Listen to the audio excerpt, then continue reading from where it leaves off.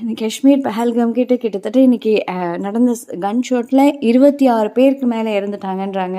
As a travel ஏஜென்ட்டாக பார்த்திங்கன்னா நான் நிறைய டூரிஸ்ட் கூட பேசும்போது எவ்வளோ பேருக்கு இது ஒரு பெரிய கனவாக இருக்கும். நிறைய பேர் வந்து நான் இதுவரை ட்ராவல் பண்ணதே கிடையாது மேம், நான் ஃபஸ்ட் டைம் என் அம்மாவோட ட்ராவல் பண்ண போகிறேன், என் ஒய்ஃபோட ட்ராவல் பண்ண போகிறேன், என் குழந்தைங்களோட போக போகிறேன்.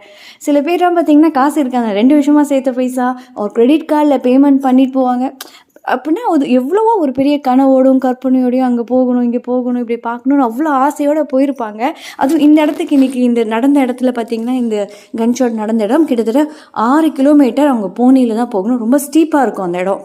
ஸோ அவ்வளோ கஷ்டப்பட்டு அந்த இடத்துல போய் சுற்றி பார்க்க போகும்போது அவங்க பார்ட்னர், அவங்க கூட ட்ராவல் பண்ணவங்க அப்படிலாம் இறந்துட்டாங்கன்றது அவங்களால அது ரொம்பவே ஒரு கஷ்டமான விஷயம். இப்போ வந்து யார் சாவடிச்சாங்க அப்படின்லாம் தேடி பண்ணுறதுக்கு வந்து இந்த மாதிரி சம்பவங்கள் நடக்காமல் தடுத்திருந்தால் ரொம்பவே நல்லது. ஸோ இன் ஃப்யூச்சர் கூட பார்த்திங்கன்னா எப்போயுமே இதெல்லாம் பீக் சீசன், அவ்வளோ டூரிஸ்ட் ட்ராவல் பண்ணுறாங்க. ஸோ எக்ஸ்ட்ரா செக்யூரிட்டி போட்டிருக்கணும். இந்த மாதிரியான சம்பவங்கள் இனிமேல் நடக்கவே கூடாது. பிகாஸ் ஒரு இத்தனை உயிர்கள் போயிருக்கு. ஸோ இன்னைக்கு இறந்த எல்லாருக்குமே வந்து என்னுடைய ஆழ்ந்த அனுதாபங்கள். அண்ட் ரெக்வெஸ்ட் டு கவர்மெண்ட் ஒரு military anyone, please extra effort போட்டு ப்ளீஸ் இந்த மாதிரியான விஷயங்கள் இன் ஃப்யூச்சர் நடக்கக்கூடாது. ஏன்னா ஒருத்தவங்களும் அவ்வளவு கனவோடும் கற்பனைகளோடும் வந்து ட்ராவல் பண்ணுறாங்க.